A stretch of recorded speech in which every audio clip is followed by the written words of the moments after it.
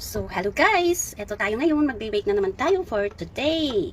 So, ito yung mga ingredients natin guys, nandito na sa ating baking surface. So, ang i-bake natin for today guys is Hawaiian banana bread. So, please watch me while preparing the butter mixture. So, ayan guys, kung bago lang kayo sa aming page, mag-subscribe na po muna kayo or follows and likes. Yan. So, yung ingredients natin guys, mamaya ilalagay ko sa caption niya. Sasabihin ko na muna ngayon ang Hawaiian banana bread. Ingredients is 1/2 cup butter softened. So, ito siya guys.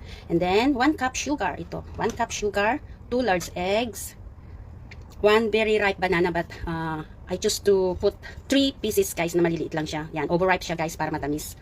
Ang sabi dito, very ripe banana mash. Yan. Pero tatlo siya guys. Tsaka meron tayo ditong 8 ounces crushed pineapple. Do not drain the water daw. So, ito siya guys. Actually, ito siya guys. Yung pineapple slices na ginawa ko is chop ko na lang siya. Cut. So, ayan. Into small pieces siya guys.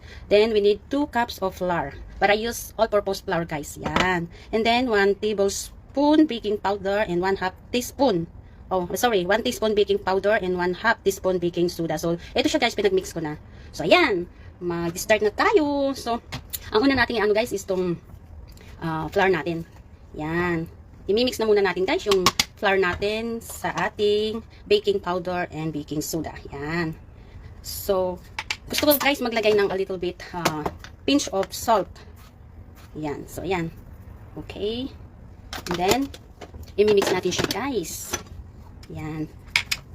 I-mix natin siya para na mamaya. Fermented na siya guys. Bago natin i-prepare yung batter mixture natin. Okay. Yan. So, set aside na muna natin siya guys. Yan. Dito tayo. Magmamash tayo ng banana. Yan. Hello to the 1 million in the house. Thank you for watching. Please follow our page and like. Pwede rin ninyong i-share guys yung ating video para magkaroon ng maraming views. Tsaka gayahin nyo guys yung ingredients ko. Yung baking methods ko. Yan. Ayan. Sarap ng banana. Na overripe na siya guys. So, sayang kasi pag itinapon, magagawa ko pa siyang bread. So, yan. Tayo. Mag-embento about baking. Yan. So, mash muna tayo guys. Okay guys. Hindi na yung finished products natin mamaya is hindi na natin siya mai-feature dito sa live stream natin for today. Pero, magpapanibagong live na naman ako mamaya after na ma-bake yung ating bake today. Okay? So, hindi ko kayo bibitinin. Makikita ninyo yung finished products, guys.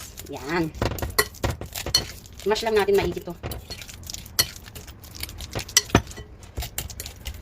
Actually, mas masarap naman talaga kung mayroon siyang medyo malalaking pieces ng banana para malasahan din natin yung banana siya. Kasi Hawaiian banana bread. So, yung Hawaiian, guys, is always have the pineapple. Yun daw kasi. Ayan. So, imimix na natin dito yung ating sugar. Ayan. 1 cup sugar, guys. Ayan.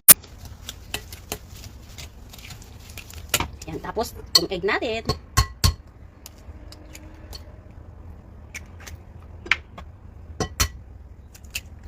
Ayan. And, batil-batil lang tayo, scramble. Ayan. Wow. Bango na kaagad ng banana natin, guys. Sarap nito mamaya. For sure. Ganda na naman yung snack pareya. Sarap ng Hawaiian bread. So, ayan guys. Guys, please pa-follow and like our page. Tsaka, pwede na rin po ninyo i-share ang aming mga videos and likes, comments. Ayan. So, inihalo ko na rin po yung butter, melted butter natin. Ayan. 1/2 cup po yun. Ayan. Okay na. So, ayan. So, idadagdag na natin tong ating, parang mas gusto ko mag-iwan ng ilang piraso ng pineapple para sa toppings mamaya. Para sa ibabaw niya, guys. Ayan. Uy! Bango-bango na siya. So, ayan. And then, it's time for mixing our, huwag na akong gagamit guys ng sift. Hindi ko na siya isi-sift, but gradually po natin siyang imimix sa ating liquid. Ayan. Sa ingredients natin na ito. Ayan.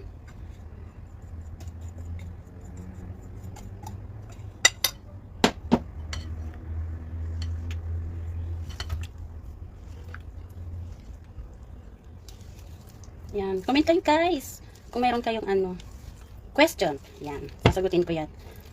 Sa abot ng aking pakakaya. Ayan, parang ang sarap na siya guys. Hindi pa siya naluluto pero ay, ang sarap. May ano, pineapple siya guys. Yan, Hawaiian banana bread. Oh, ang dami nito. Akala ko kanina konti lang. Okay lang naman. Naghanda naman ako ng katamtaman sa ano, yung tin ko. Yung cake tin. Yan.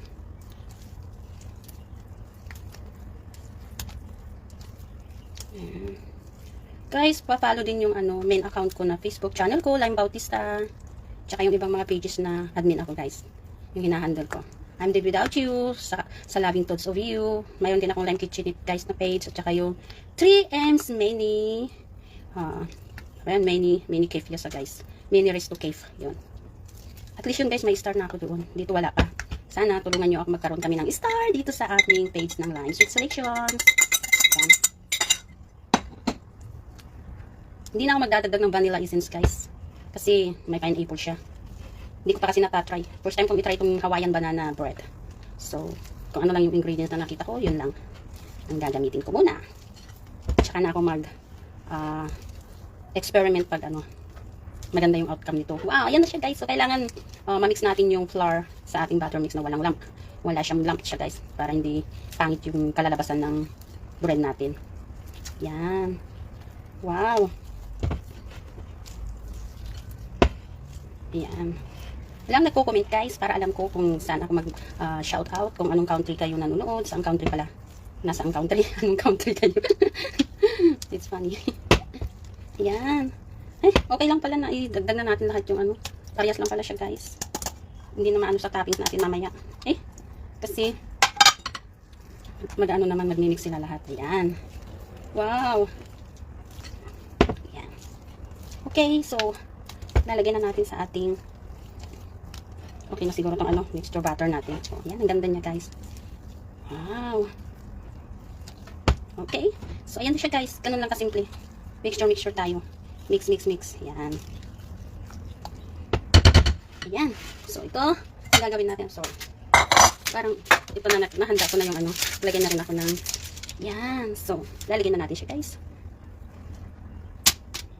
Para mabake na natin.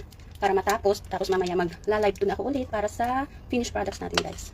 Para may pakita ko sa inyo kung ano yung itsura ng kalalabasan ng ating bake for today. So, ayan. Guys, mamaya yung ingredients ko lalagay ko sa caption. And panoorin nyo itong videos ko para alam niyo yung procedure ng pag-mixture butter natin. So, ayan. Ganyan lang kasimple guys ang mag-bake. Especially kung fashion nyo ng pag-bake. Madali na lang sa inyo. Ayan. Ayan.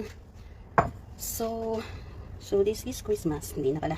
Tapos na rin. Tapos ng Valentine's din guys. Wala tayong ka-Valentino ng Valentine's. Wala din tayong ka-heart to heart nung December. We're single whole year.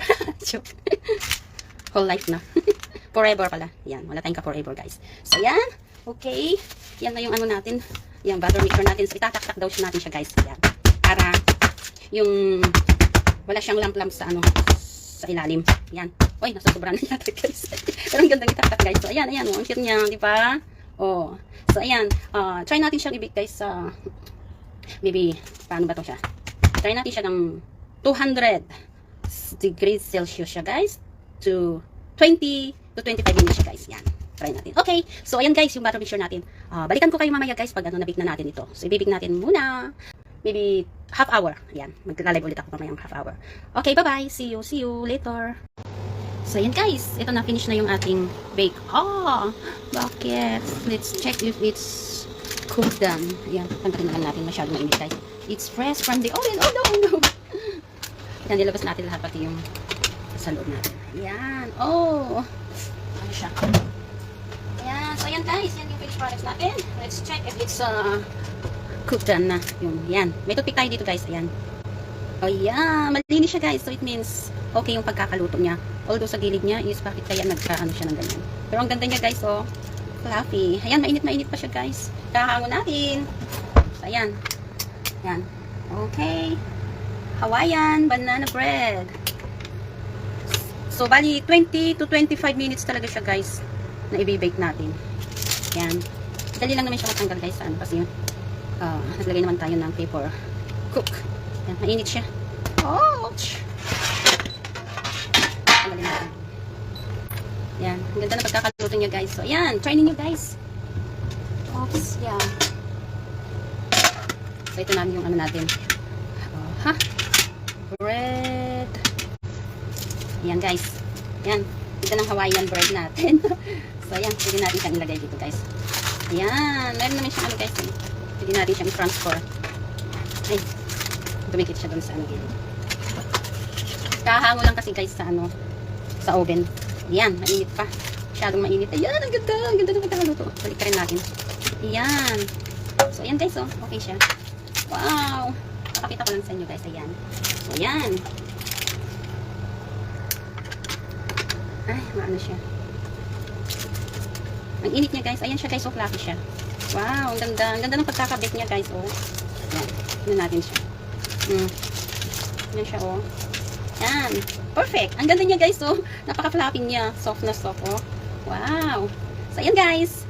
Pakita ko na yung finished products natin. Sana mag-likes and follows kayo sa aming page. Ayan. Kain na tayo. Ang init pa masyado. Sarap iwain na siya guys. Oh. Ano? Ang init. Ay! Ang init masyado. Ang ganda ng pagkakaluto niya guys. Talaga. As in. Ayan. Masyadong mainit pa. Ayan. Sarap, sarap. Saan tayo unang maghihiwa? Dito? Dito na lang. Ayan. Ayan. May naano sa gilid eh. Wow! Ay nako. Sarap nito. Tikman natin siya guys. Parang init pa. Show. Oh guys. Ang fluffy niya. Oh. Wow, ang ganda. Ang ganda ng pagkakabake niya guys. Oh. Kain na tayo. Try natin itong ating Hawaiian banana. Ayun siya. Yung ano niya guys. Oh, yung pineapple niya. Wow. Sarap niya. Hindi na ako mag-ano. Magtitinidor. Ako na yung kamay ko siya guys. Oops. Ang init pa. Wow, ang sarap. Masarap niya guys.